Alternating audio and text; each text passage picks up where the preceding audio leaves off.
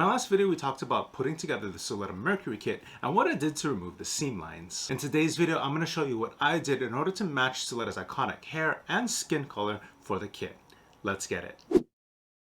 Now before we get into that, let's go ahead and cover the rest of Suletta's uniform. Since it's a simple black and white color scheme, I decided to keep it simple and just continue to use the same black and white colors. Since the black sections don't have a lot of surface detail and they're going to be paired up immediately next to the whites, I decided to actually use a pure black color instead of something to simulate it, which I normally do following my never use pure black rule. And as I was painting up her uniform, I noticed in the box that she had some gold accents on as well as on the inside of her sleeves. Since I wanted it to match the rest of the gold that I had used in the kit, I decided to mask it off and paint it alongside the rest of the gold accents of her uniform. As for the color itself, I wanted a gold that's going to match well with the decals that came with the kit, and after testing several spoons, I landed on using Moto's Ancient Gold.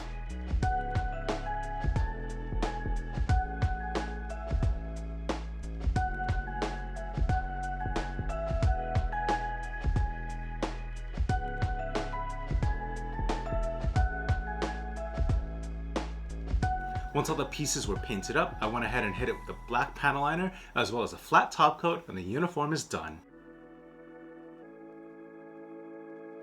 Now onto the hair. Suletta's hair is a very bright red, but it does have some hints of brown in the overall color. In order to keep the colors vibrant, I opted to use a white primer instead of my usual gray. The base color was a mix of 75% blood red mixed with a 25% red brown, or a simple 3:1 ratio of blood red and red brown.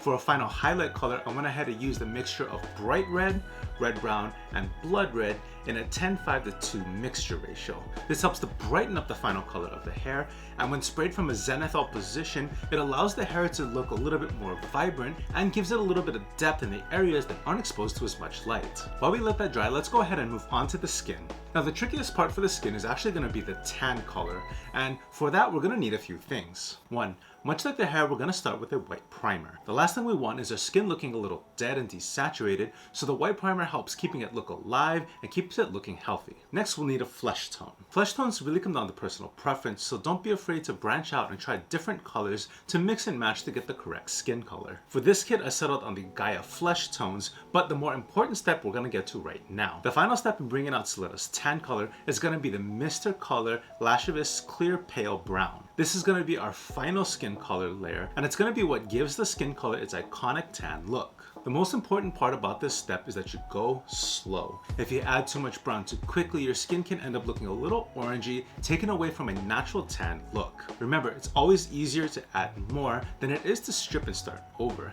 So, when spraying your pieces, be sure to take your time, and to help with the evenness and overall buildup of the tan, be sure to give your pieces a little bit of extra distance between your brush and the piece. Once that's all cured, it's time to go back in for some final touches. First is a wash for the hair. I'm using a dark brown wash as a panel liner in this step in order to differentiate the different strands of hair that you can see around Suletta's face. This step is completely optional, but I find that it helps differentiate the strands a little bit better and help give the rest of the hair some overall depth. Once that's done, we'll go ahead and top coat it with a semi-gloss matte mix.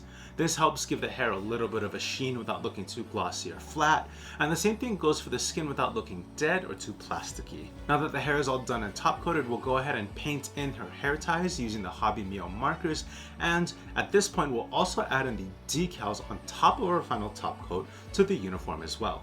Before we look at the final results, if you enjoyed this video so far, consider leaving a like and subscribing. If you have any questions as far as how the video is going or anything talked about in this video, be sure to leave those in the comments below and I'll answer them as soon as I can. Now, without further ado, let's take a look at the Suletta Mercury kit.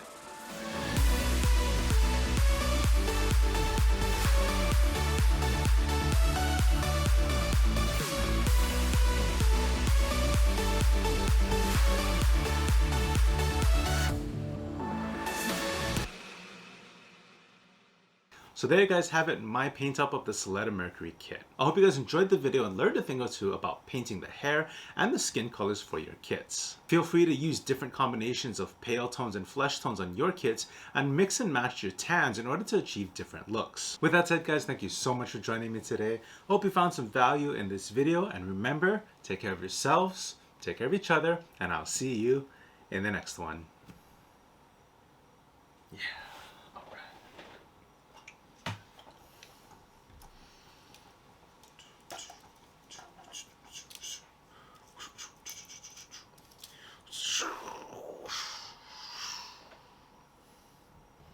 You're still here?